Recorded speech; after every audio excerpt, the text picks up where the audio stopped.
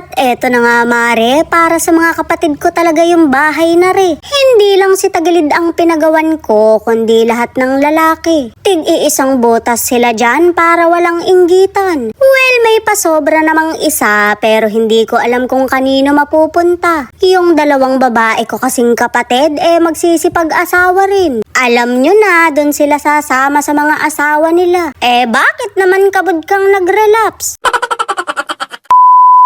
Sobrang happy ko nga today dahil machichika ko na sa inyo yung totoong plano. Marami kasing nagtataka kung apartment ba tong pinapagawa ko. Well, si Tagilid lang naman talaga yung paggagawan ko ng bahay, pero dinamay ko na yung ibang kapatid na lalaki. Alam ko naman na hindi magkakaroon ng inggitan, pero mas mainam na yung pantay-pantay sila. Magtetrentahin na rin kasi yung mga lalaki, kaya sinecure ko na yung bahay nila kung sakaling magpamilya sila. Pero ang paalala ko nga'y wag muna dahil wala pa silang mga bitaw.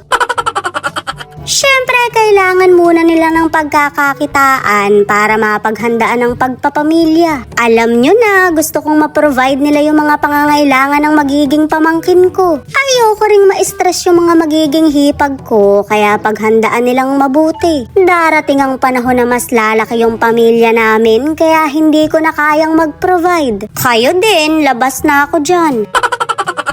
Habang nagvi-video nga ako dito, napansin ko yung kapatid kong nangangalkal ng bag. Ibabag grade niya raw ako dahil curious siya sa laman. Wala ka namang perang makikita dyan, kababayad ko lang kay foreman. May nakalkal siyang panyo, pamahid ko yan sa mga loha ko. Mare, sino ba namang hindi maloloha sa mga bayarin ko?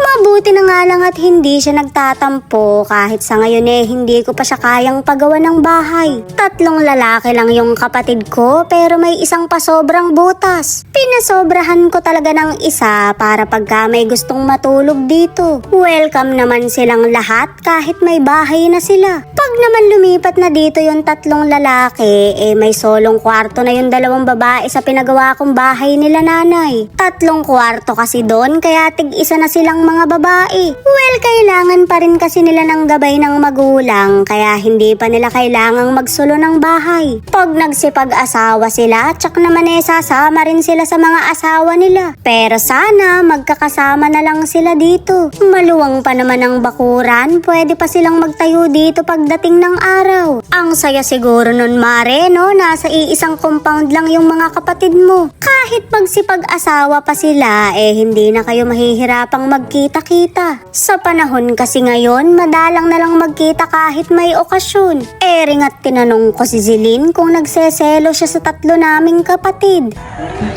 Ang buhay ay ano lang, weather lang. Pag may binagyo dito, huwag kayo pupunta sa bahay namin. Mukhang kailangan ko pang kumayod dahil may 2 babae pa akong walang sariling bahay. Mga bagets pa naman kayo, dun muna kayo kila nanay. Bantayan nyo at baka maging 7 pa tayo. Sa halip na 2 butas na lang yung ipapagawa ko, magiging 3 pa.